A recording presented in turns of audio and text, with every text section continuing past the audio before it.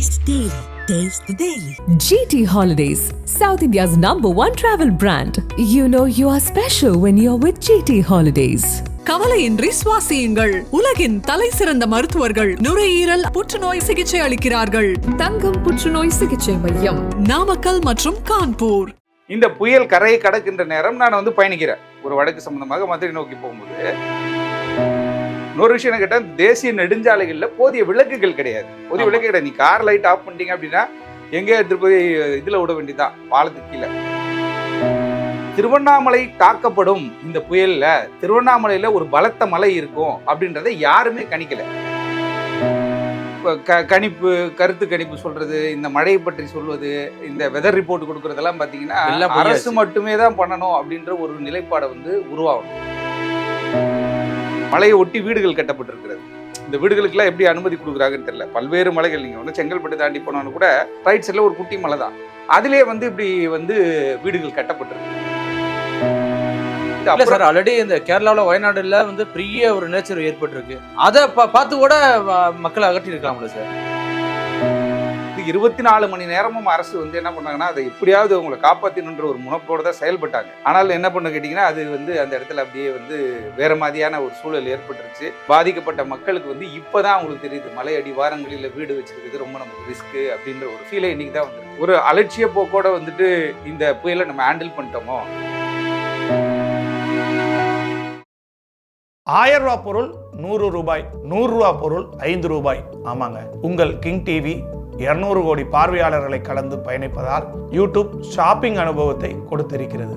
Flipkart, மிந்த்ராவில் 90% offer, 70% offer, 60% ஆஃபர்னு நம்ம king TV வியூவர்ஸ்க்கு அள்ளி தராங்க. இதில் டேக் ப்ராடக்ட்ங்கிற இடத்தை கிளிக் பண்ணுங்க.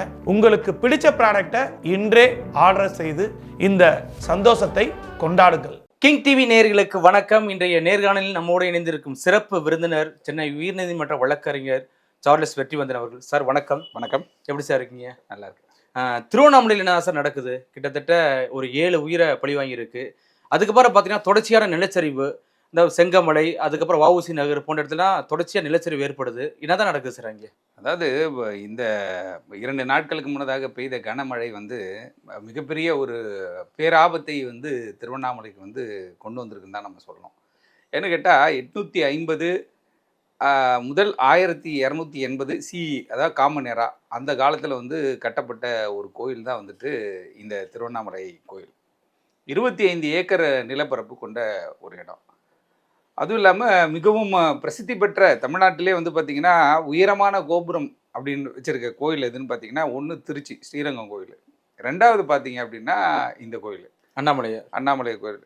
அப்படி இருக்கும் பொழுது அதற்கான பெரிய முக்கியத்துவம் தமிழகத்தில் இருக்குது. பல்வேறு நாடுகள்ல இருந்தெல்லாம் கூட அந்த கோயிலுக்கு வந்துட்டு போகிறாங்க. தொடர்ச்சியாக மக்கள் வந்துட்டு போகிறாங்க. அப்படி இருக்க சூழலில் கடந்த 2 நாட்களுக்கு முன்னதாக இந்த பெஞ்சல் புயல் அப்படின்றது என்ன கேட்டால், இந்த கணிப்பு, கருத்து கணிப்பு சொல்கிறது, இந்த மழையை பற்றி சொல்வது, இந்த வெதர் ரிப்போர்ட் கொடுக்குறதெல்லாம் பார்த்தீங்கன்னா அரசு மட்டுமே தான் பண்ணணும் அப்படின்ற ஒரு நிலைப்பாடை உருவாகணும். ஏன்னு கேட்டால், கடந்த ஒரு மாதத்துக்கு முன்னாடி, 2 மாதத்துக்கு முன்னாடி ஒரு மழை வரும்போது கூட என்ன பண்ணுறாங்கன்னா, இது இல்லை, போன அதிமுக ஆட்சியில் கூட அந்த மாதிரி தான் பெரிய புயல் வரப்போகுதுன்னு சொல்லிட்டு நிறைய எக்யூப்மெண்ட்ஸ்லாம் வாங்கி அது ஒரு கணக்கு வழக்கு காட்டினாங்க.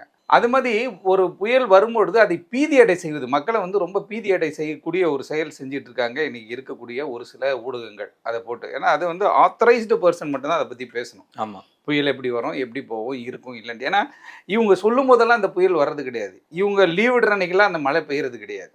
இன்னைக்கு நல்லா நோட் பண்ணி பாருங்க. வெயில் அடிக்கும். ஆமாம், இவங்க லீவ் விடுறாங்க போது சிக்கலாயிடுது. அப்போ அரசுக்கு தகவல் சொல்லுகிறவர்கள் சரியான முறையில் சொல்லணும். ஏன்னா மேலை நாடுகள், அதாவது இந்த இயற்கை பேரிடை நம்ம தடுக்கவும் முடியாது, அதை கணக்கிட முடியாதுன்றது இன்னொரு விஷயம். ஆனால் ஒரு அளவுக்கு அதனுடைய அளவுகோலை நம்ம தெரிஞ்சுக்கலாம். நிறைய இப்போ sky.com அப்படின்னு ஆப்லாம் இருக்குது. அந்த ஆப்பில் பார்த்தா இப்போ வேர்ல்டு ஃபுல்லாக மழை எங்கே வர்றதுன்னு தெரியும். அதே மாதிரி இப்போ நீலகிரியில் என்ன மழை பெஞ்சிட்ருக்கு, என்ன சென்டிமீட்டர் மழை பெஞ்சிட்ருக்கு, காலையில் என்ன பெஞ்சிச்சு, 1:30 மணிக்கு எப்படி இருந்தது அப்படின்றதெல்லாம் ஒரு ஆப்பில் நம்மளே பார்த்துக்கலாம். அப்படி இருக்கும் பொழுது அது உண்மையாகவே நடக்குது. ஆனால் இவங்க இது நான் சொல்கிறேன்னு சொல்லிட்டு இவங்க என்ன பண்ணிட்டாங்க அப்படின்னு கேட்டால், இந்த புயல் சென்னையிலிருந்து சென்னை வழியாக மாமல்லபுரம் போய் அப்படி கரையை கிடக்குதுன்ற மாதிரி தான் ஃபஸ்ட்டு பேச்சுவார்த்தை. ஆனால் என்டையராக திசை திரும்பிய புயல் பார்த்தீங்கன்னா, இவங்களோட கணிப்பு எப்படின்னு தெரில. ஆனால் புயல் நேற்று வரையுமே அந்த புயல் நிலை கொண்டு ஒரு பக்கமாக போய் அது வந்து விழுப்புரம் வழியாக நேரடியாக என்ன பண்ணாங்க, கள்ளக்குறிச்சி, சேலம் இப்படி போய் என்ன ஆயிடுச்சுன்னு கேட்டிங்கன்னா பெங்களூர் போயிடுச்சு, அந்த பக்கம் போயிடுச்சு. ஆனால் இதை ப்ராப்பராக வெளியில் சொல்லக்கூடிய ஒரு ஆய்வுகள் கிடையாது. அதே போல் இந்த மழை இப்படி வருகின்ற பொழுது இதனுடைய தாக்கம் எப்படி இருக்கும் அப்படின்றத சொல்லணும் இல்லையா?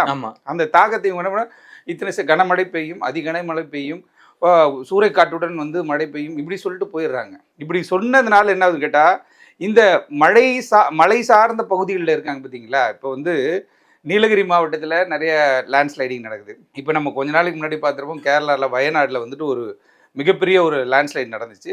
பட் ஆனால் அது இயற்கை பேரிடராக மத்திய அரசு அறிவிக்கலை, விட்டுட்டாங்க.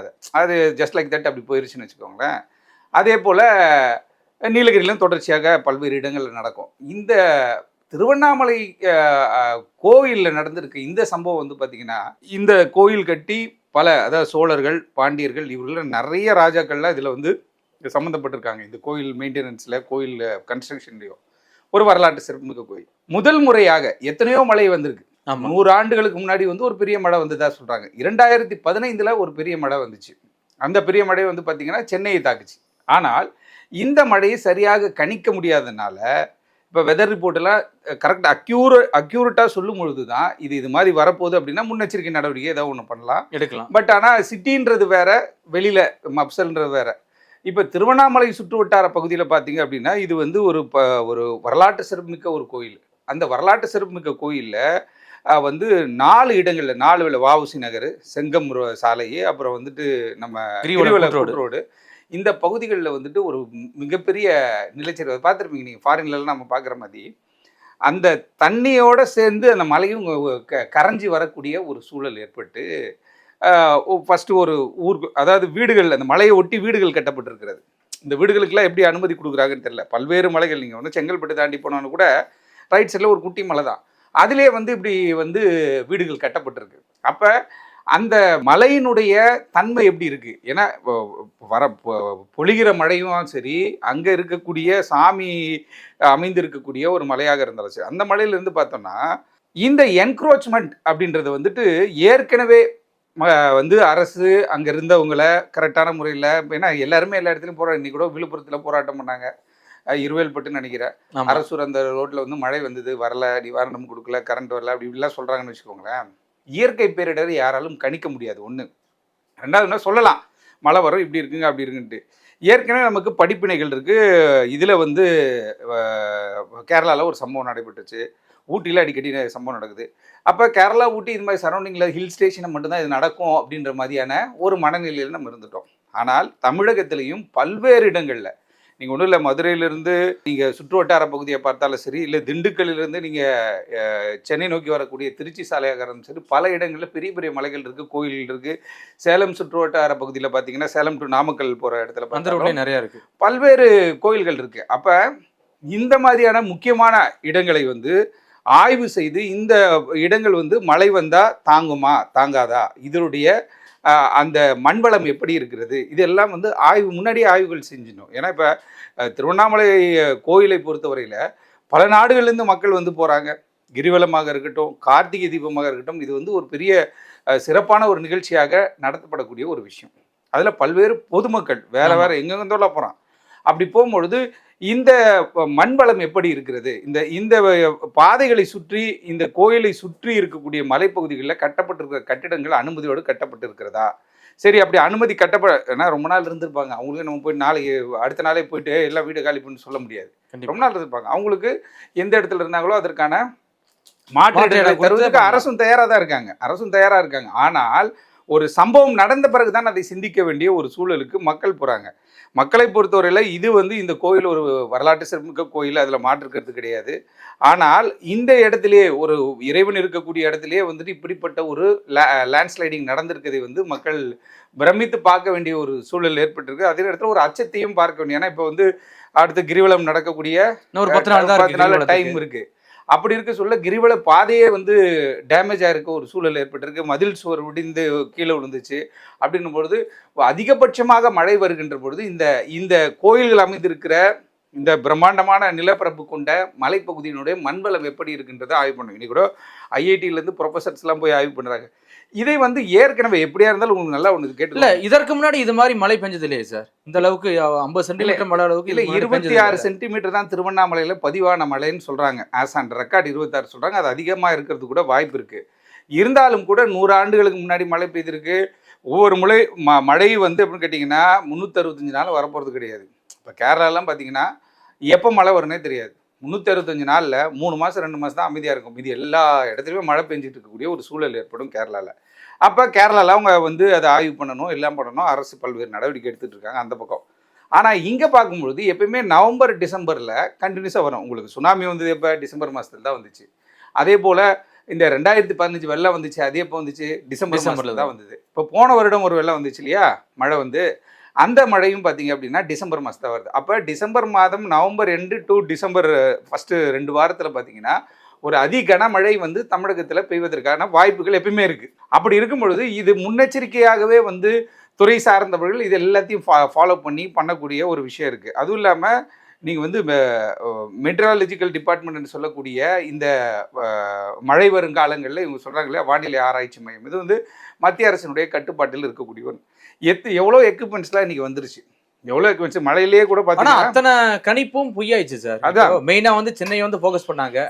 ஆனால் சம்மந்தம் இல்லாமல் இப்போ திருவண்ணாமலை பெரிய பாதிப்பு வந்துருக்குல்ல. ஆமாம், அப்படிங்கும்போது இப்போ உங்களுடைய கணிப்பு வந்து பொய்யாயிருச்சா இல்லை அந்த அளவுக்கு எக்யூப்மெண்ட் இல்லையா? அப்படி இல்லை கணிப்பு பொய்யாகி விட்டதுன்றது உண்மை. ரெண்டாவது வந்து கேட்டிங்கன்னா நம்மளுடைய யாருமே 50 சென்டிமீட்டர் மழை பெய்யும் சொல்லவே இல்லையே சார். ஆமாம், வானிலை ஆராய்ச்சி நிறுவனத்தை பொறுத்தவரையில் அவங்க வந்து இன்னும் அதிகமாக அட்வான்ஸ்டாக வந்துட்டு விஷயங்களை தெரிஞ்சுக்கணும். ஏன்னா துபாயில் வந்து பார்த்தீங்கன்னா இந்த முறை வந்த 2024 கர்நாடகா மழையை பாருங்கள், 2024 பீகார் மழையை பாருங்கள், 2024 டெல்லி மழையை பாருங்கள், 2024 உத்தரப்பிரதேஷ் மழையை பாருங்கள். இந்த முறை எல்லா இடத்துலையுமே மழை பயங்கரமாக பெஞ்சிருக்கு.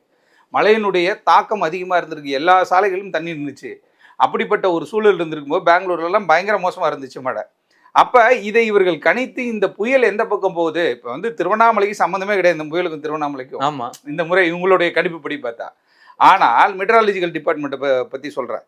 ஆனால் இது வந்து பார்த்திங்கன்னா அதே போல் சென்னை மையமாக கொண்டு வந்து பெரிய தாக்குதல் இருக்கும். ஒரு ஈசிஆர் சைட்லலாம் வந்து பயங்கரமான ஒரு இது இருக்கும்னு சொன்னாங்க, அச்சுறுத்தல் இருக்குன்னாங்க. ஆனால் பார்த்திங்கன்னா இந்த புயல் கரையை கடக்கின்ற நேரம் நான் வந்து பயணிக்கிறேன் ஒரு வடக்கு சம்மந்தமாக மதுரை நோக்கி போகும்போது கரெக்டாக புயல் வந்து சிவியராக இருக்குது. திண்டிவனம் டு விழுப்புரம் உளுந்தூர்பேட்டை அந்த ஜங்ஷனில் பார்த்தீங்க அப்படின்னா மழை ஒரு 50 சென்டிமீட்டருக்கு மேலே அடிக்குது.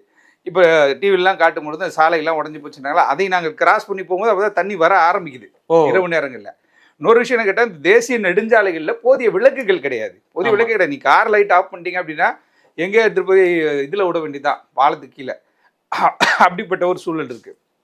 ஆனாலும் கூட இதெல்லாம் இருந்தாலும் இவ்வளோ பேர் வெதர்மேன் இது அதுன்னு ரிப்போர்ட்டெல்லாம் இருக்கும்போது கூட ஒரு பேரிடர் காலம் அப்படின்றது வந்து என்ன கேட்டால் எப்படி வேணால் கணிக்க முடியாமல் மழை பெஞ்சிடும், அதிகமாக வந்துடும். 50 சென்டிமீட்டர் ரெயின்ஃபால்ன்றது ஒரு உச்சபட்ச ரெயின்ஃபால்னு வச்சுக்கோங்களேன். இருந்தாலும் கூட அதை தற்காத்து கொள்வதற்காக ஒரு பக்கம் அரசு பல்வேறு விஷயங்களை செய்வாங்க. ஆனால் இதுக்குன்னே அமைக்கப்பட்ட ஒரு துறை தான் வந்து இது என்ன கேட்டிங்கன்னா வானிலை ஆராய்ச்சி நிறுவனம். இவங்க ஒவ்வொன்றா சொல்லும் பொழுது இவங்களோட ரிப்போர்ட்டை வச்சு தான் கவர்மெண்ட் அடுத்த கட்ட ஸ்டெப்ஸ் போவாங்க. ஏன்னா இவங்க ஆராய்ச்சி பண்ண முடியாது, அவங்க தான் ஆராய்ச்சி பண்ண முடியும். ப்ரைவேட்டாக 2-3 பேர் பண்ணுறாங்க. ஆனால் திருவண்ணாமலை தாக்கப்படும் இந்த புயலில் திருவண்ணாமலையில் ஒரு பலத்த மழை இருக்கும் அப்படின்றத யாருமே கணிக்கலை. அதுவே ஒரு பெரிய ஃபெயிலியராக போச்சு. ஆமாம், அதுவும் இல்லாமல் முன்னாடியே திருவண்ணாமலையில் அதிகப்படியான மழை பெய்வதற்கான வாய்ப்புகள் இருக்குது. அதனால் ஆங்காங்கே வீடுகளில் இருக்கவங்க வெளியில் வந்துருங்க, ஒரு முகாமில் நீங்கள் வந்து தங்கிக்கலாம் 2-3 நாளைக்கு அப்புறம் எல்லாம் சரியாகட்டும் அப்படின்னு சொல்லியிருந்தா கூட மக்கள் கொஞ்சம் உஷாராகி போயிருப்பாங்க. அப்போ இந்த மீட்ரலாஜிக்கல் டிபார்ட்மெண்ட்டில் ஏற்படக்கூடிய ஒரு குழப்பத்தினால என்ன ஆயிடுச்சுன்னு கேட்டால், இந்த மழை அப்படியே திரும்பி விழுப்புரம் மாவட்டத்தை ஒட்டுமொத்தமாக விழுப்புரம், கள்ளக்குறிச்சி, அப்புறம் சேலம், சின்ன சேலம், ஆத்தூர் இந்த சரௌண்டிங் பார்த்திங்கன்னா இன்றைக்கி சேலத்தில் வந்து பள்ளிகளுக்கெல்லாம் விடுமுறை. ஏன்னா அதிகப்படியான மழை பெஞ்சிருக்கு. அதே போல் திருவண்ணாமலை. இப்படி திருவண்ணாமலை தாக்கப்படுவதற்கு காரணமாகவே என்னென்னு கேட்டிங்கன்னா ஒரு அலட்சிய போக்கோடு வந்துட்டு இந்த புயலை நம்ம ஹேண்டில் பண்ணிட்டோமோ. ஏன்னா ஒரு மீட்ரலாஜிக்கல் டிபார்ட்மெண்ட் சொல்லும் போது இது எப்படி வருது எப்படி போகுதுன்னு பார்க்குறோம். நீங்கள் எத்தனையோ புயல் நம்ம பார்த்துருப்போம். வர்தா புயல் பார்த்துட்டோம், தானே புயல் பார்த்துட்டோம், கஜா புயல் பார்த்துட்டோம், எவ்வளோ பார்த்தாலும். பட் ஆனால் இந்த புயல் ஏற்படுத்தி இருக்கிற சேதம் என்பது அதிகப்படியான சேதமாகத்தான் இருக்க வாய்ப்பு இருக்கிறது. ஏன்னா வர்தா புயல் வரும்பொழுது தஞ்சை மாவட்டம், நாகப்பட்டினம் இந்த சைடெல்லாம் அடிச்சிட்டு போச்சு. ஆனால் இது என்ன பண்ணிச்சு கேட்டால் பல்வேறு இடங்கள் சென்னையில் சுற்றி ஸ்டார்ட் பண்ணி வங்கக்கடல்லேருந்து அப்படியே கிராஸ் ஆகி என்ன பண்ணுறாங்க கேட்டால் திருவண்ணாமலை வழியாக போய் ஒரு சுற்றிட்டு அதுக்கப்புறம் வந்து இந்த பக்கம் போகும்போது தான் இந்த ரெயின்ஃபால் அதிகமாக வரும்பொழுது இது என்ன ஆயிடுச்சுன்னு கேட்டிங்கன்னா, இந்த கோயில் அமைந்து இருக்கிற பகுதியில் வந்துட்டு அதிகப்படியான மழை பெய்ததுனால அந்த மண்ணுடைய தன்மை என்ன ஆகுதுன்னு கேட்டால் லூஸ் ஆகுது. அதிகமான மழை பெய்யும் போது என்ன ஆகும், ரொம்ப மழை பெஞ்சோன்னா அந்த மண் வளம் வந்து பாதிக்கப்படும் போது அது அந்த இடத்துல வந்து என்ன பண்ணிட்டீங்கன்னா அப்படியே எல்லாமே பிறண்டு வெளியில் வரக்கூடிய ஒரு சூழலாயிடுச்சு. பல டன் அளவுக்கு இருந்த பாறாங்கற்கள் எல்லாம் உருண்டு வந்து அவை வந்து மக்கள் வசித்து கொண்டு இருக்கிற பகுதியில், ஏன்னா மக்கள் வந்து ஏற்கனவே அதை சுற்றி இருக்காங்க, அங்கே இருக்க வியாபாரிகள் அங்கே ரொம்ப காலமாகவே அந்த மலை வந்து கோயில் ஆரம்பமான காலத்திலிருந்தே அங்கே மக்கள் வசித்து வருகிறாங்கன்ற ஒரு பேச்சு இருக்குது. கோயில் ஆரம்பித்த காலத்திலேருந்து தலைமுறையாக வாழையாக அங்கே வாழ்ந்துட்டு இருக்காங்க. அப்படி இருக்கிறவங்களுக்கு முன்னெச்சரிக்கையாக சொல்ல முடியாமல் போனதின் காரணத்தினாலையும் இந்த பாறாங்கற்கள் எல்லாம் உருண்டு இவங்க நினச்சி கூட பார்க்கல. ஏன்னா இத்தனை ஆண்டு காலமாக இந்த கோயில் இருக்குது, இந்த கோயிலில் எந்த சம்பவமே நடக்கலை. எவ்வளோ மழையை பார்த்துட்டாங்க, எவ்வளோ வெள்ளத்தெல்லாம் அவங்க பார்த்துட்டாங்க திருவண்ணாமலையில் இருக்கும். ஆனால் குறிப்பாக இந்த சம்பவம் ஏற்படுகின்ற பொழுது அங்கே வீட்டில் இருந்த குழந்தைகள், இப்போ இதில் வந்து வருத்தத்துக்குரிய ஒரு செயல் கேட்டிங்கன்னா 5 சிறுவர்கள் இறந்துருக்காங்க, 2 பெரியவங்க இறந்துருக்காங்க. இவங்களுக்கு வந்து என்ன கேட்டால் 24 மணி நேரம் ஆயிடுச்சு இவங்களை கண்டுபிடிச்சி எடுக்கிறது. முதல்ல வந்துட்டு என்ன கேட்டால் மின்சாரம் துண்டிக்கப்பட்டுருச்சு, தொடர் மழையாக இருந்துச்சு. அதுவும் இல்லாமல் காஷன் கொடுத்து இவங்க வந்து அங்கே போய் இல்லை, எதிர்பாராத ஒரு சூழலில் ஏற்படுகின்ற பொழுது, ஏன்னா இது வந்து ஒரு கோயில் இருக்கக்கூடிய பகுதி, இந்த பகுதியில் எப்பயுமே சேஃப்டியாக தான் இருக்கும். ஏன்னா ஆள் நடமாட்டம் 365 நாளும் 24 மணி நேரம் அந்த பக்கத்தில் ஆளுங்க போயிட்டு வந்து தான் இருப்பாங்க. அதனால் சேஃப்டியான ஒரு ஏரியா தான். ஆனால் இந்த கணிப்பு தவறானகி போன காரணத்தினால, மழையின் அளவு அதிகமான காரணத்தினால, மழை அங்கே இருக்கக்கூடிய மழை அதிகமாக பெஞ்சனால தான் அந்த மீட்பு பணி லேட்டாக இருந்துச்சு. அப்படி சார்? ஆமாம், மழை அதிகமாக பெஞ்சனால மீட்பு பணி பண்ண முடியல. அதுவும் இல்லாமல் அது உள்ள உங்களுக்கு தெரியும், லேண்ட்ஸ்லைடிங் ஆகும்பொழுது இந்த தண்ணி வந்து ஒரு மாதிரி கொலன்னு இருக்கும், ஷூ போட்டு உள்ளே இறங்க முடியாது. மீட்பு பணிக்குள்ளே போகிற ஆட்களுக்கு வந்துட்டு எந்த திசையில் போகிறதுன்னு தெரியாத ஒரு சூழ்நிலை. இல்லை ஒரு ஜேசிபியை பயன்படுத்தணும் அப்படின்னாலும் ஜேசிபி போய் மாட்டிக்கும், சின்ன சந்த மாதிரி. ஜேசிபி இன்ஜினில் தானே ஒர்க் ஆகுது. அப்போ இன்ஜினை போட்டு நீங்கள் ஆக்சிலேட்டர் அமுத்தினா எங்கே ஏறல. மழை நிற்பது வரையும் அவங்க வந்து 24 மணி நேரமும் அரசு வந்து என்ன பண்ணாங்கன்னா அதை எப்படியாவது அவங்களை காப்பாற்றணுன்ற ஒரு முனைப்போடு தான் செயல்பட்டாங்க. ஆனால் துணை முதல்வர் ஸ்பாட்டுக்கு போகிறாரு. ஆனால் என்ன பண்ண கேட்டிங்கன்னா அது வந்து அந்த இடத்துல அப்படியே வந்து வேறு மாதிரியான ஒரு சூழல் ஏற்பட்டுருச்சு. பாதிக்கப்பட்ட மக்களுக்கு வந்து இப்போ தான் அவங்களுக்கு தெரியுது, மலை அடிவாரங்களில் வீடு வச்சுருக்குது ரொம்ப நமக்கு ரிஸ்க்கு அப்படின்ற ஒரு ஃபீலை இன்றைக்கி தான் வந்திருக்கு. ஏன்னா அவங்க நம்ம எடுத்து சார் ஆல்ரெடி இந்த கேரளாவில் வயநாடுல வந்து பெரிய ஒரு நேச்சர் ஏற்பட்டிருக்கு, அதை பார்த்து கூட மக்களை அகற்றி இருக்கலாம்ல சார்? இல்லை, அதாவது கேரளாவை பொறுத்தவரையில் அது ஃபுல்லாகவே மலையும் சார்ந்த இடமும் தான். எல்லா இடமும் மலையாக தான் இருக்கும். பார்த்தீங்கன்னா உங்களுக்கு ஹில்ஸ்லேயே தான் நம்ம போவோம் வயநாடுலாம் போகும்போது. ஆனால் இது அப்படிப்பட்ட இடம் கிடையாது. இது ஒரு ஒரு ஒரு இடத்துல இருக்கக்கூடியது. ஏன்னா தொடர்ச்சியாக திருவண்ணாமலையில் லைனாக மலைகள் இல்லை. இந்த 25 ஏக்கர் நிலப்பரப்பில் தான் இந்த கோயில் அமைந்திருக்கிறது. இந்த குன்று மாதிரி இருக்கு இல்லையா, இந்த மலை இருக்குது. அப்படி இருக்கும் பொழுது அங்கே நடந்த சம்பவத்தை இவங்க இங்கே ஒப்பிட்டு பார்க்கல. ஏன்னு கேட்டால் இப்போ நான் ஏற்கனவே சொன்னது போல் நீலகிரியில் பல இடங்களில் ஏற்படுகிறது. இப்போ பார்த்தீங்கன்னா ஏற்காடுலையும் வந்துட்டு நிலச்சரிவு ஏற்பட்டதாக சொல்கிறாங்க, பல்வேறு இடங்களில் சொல்கிறாங்க. அப்படி இருக்கும் பொழுது அதை நம்ம முன்னெச்சரிக்கை நடவடிக்கையாக நம்ம இருக்கிற பகுதிக்கு இப்படி வந்துட்டா என்ன பண்ணுறது அப்படின்ற ஒரு விஷயத்தை எடுத்துருக்கணும். ஆனால் அது எடுக்கலை. அதே நேரத்தில் அரசு வந்து ஏடாகுடமாக கட்டிடம் கட்டுகிறவர்கள் எல்லாத்தையும் வந்துட்டு என்ன பண்ணு கேட்டால் ஆய்வு பண்ணி அவர்கள் மீது நடவடிக்கை எடுக்கணும். ஏன்னா முதல் பார்த்தீங்கன்னா இந்த கோயில் உருவாடும் போது ஒரு 10-15 வீடு இருந்திருக்கும் மாற்றத்தில்.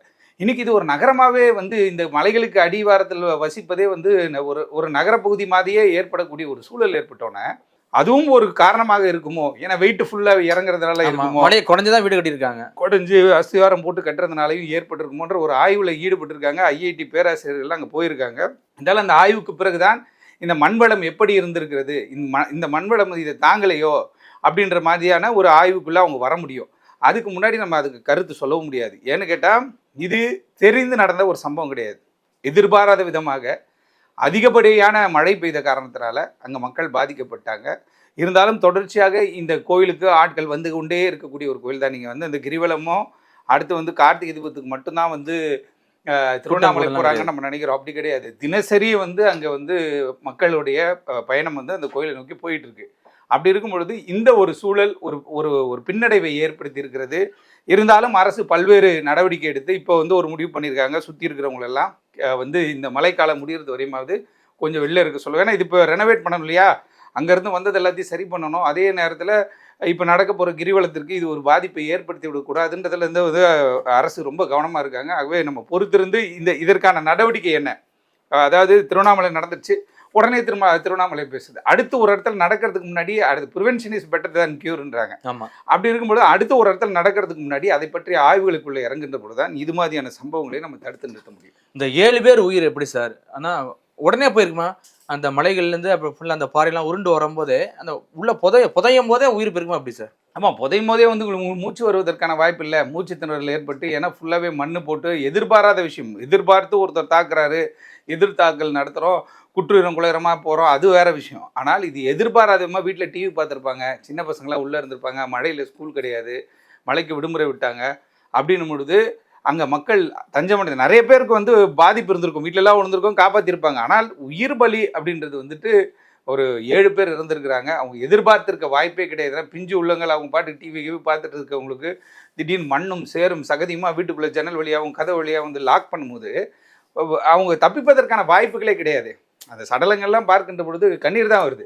அப்படி ஒரு கொடூரமான ஒரு சம்பவம் வந்து திருவண்ணாமலையில் ஏற்பட்டிருக்கிறது எல்லாருக்குமே ஒரு வேதனையை அளித்திருக்கிறது. இருந்தாலும் பல்வேறு நடவடிக்கைகளை மேற்கொண்டு இந்த மலையை சுற்றி இருக்கக்கூடிய வீடுகள், கோயில் பகுதிகளில் இருக்கக்கூடிய வீடுகள் இதெல்லாம் வந்து ஆத்தரைஸ்டாக இருக்கா இல்லை எப்படி இருக்குன்றதுனால அரசு ஒரு ஆய்வில் இறங்கியிருக்காங்க. ஆகவே இனி வருங்காலங்களில் இப்படிப்பட்ட ஒரு செயல் நடக்காதுன்னு நம்ம நம்புவோம். கண்டிப்பாக சார், பொறுத்திருந்து பார்ப்போம் என்ன நடக்குதுன்னு. மிக்க நன்றி சார். நன்றி. Taste Daily. Taste the Daily. GT Holidays, South India's #1 travel brand. You know you are special when you're with GT Holidays. கவலையின்றி சுவாசியுங்கள். உலகின் தலை சிறந்த மருத்துவர்கள் நுரையீரல் புற்றுநோய் சிகிச்சை அளிக்கிறார்கள். தங்கம் புற்றுநோய் சிகிச்சை மையம், நாமக்கல் மற்றும் கான்பூர்.